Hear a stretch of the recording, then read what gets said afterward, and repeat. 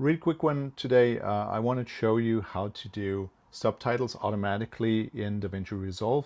So select the clip, or if you have a full timeline, you can just select everything and then just go to timeline and go to AI tools and then create subtitles from audio. It'll give you a few options for my shorts. I usually go down to around 18 characters per line and just one single line. For, I guess, horizontal videos, it can be longer. But just let's leave that at default for now. Language is auto-detected, so just hit create and it'll take a few minutes to analyze it if it's a longer video. So let's just skip ahead of that.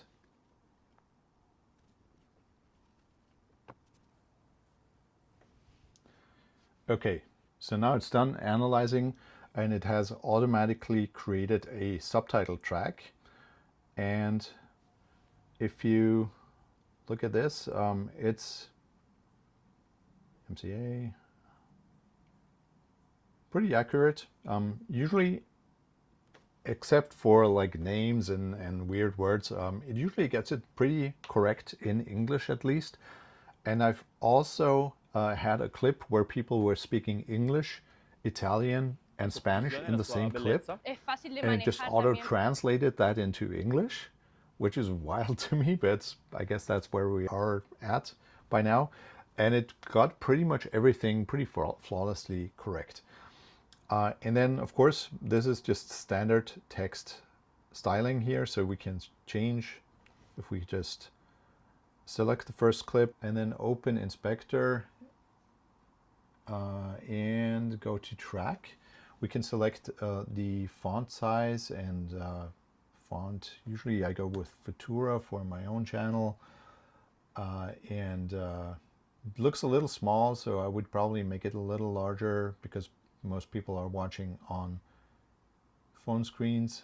You got to remember Davinci is a professional tool that a lot of people use for larger screens as well. And then we can also set a background for the text.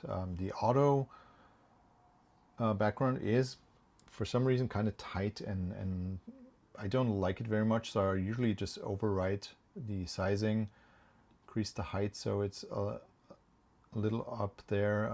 It's often off center for some fonts as well, so you got to watch for that, and then increase the height so it's at a constant height for all of my subtitles. And of course you got to watch that all of them actually fit in there.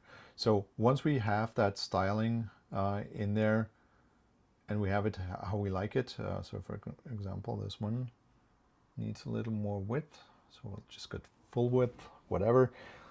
And of course you can move the entire thing around as usual with the normal Davinci controls as well.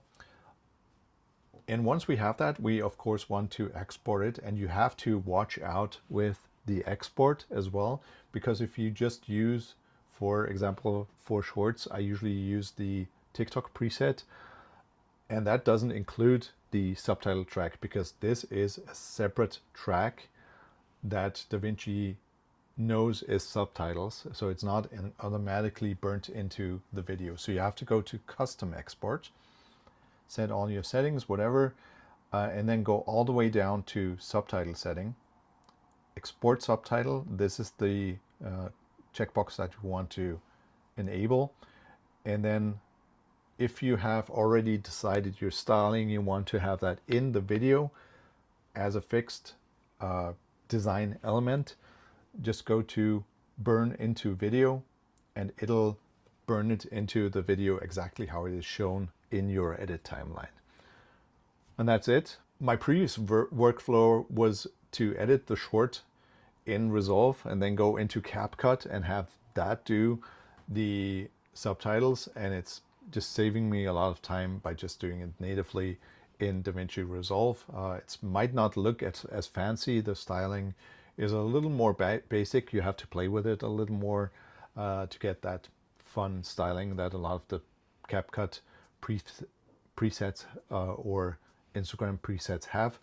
But it's a lot easier and faster for me not to have to open a separate app and do that. Yeah, hope that helps. Thank you for watching. Hope to see you again.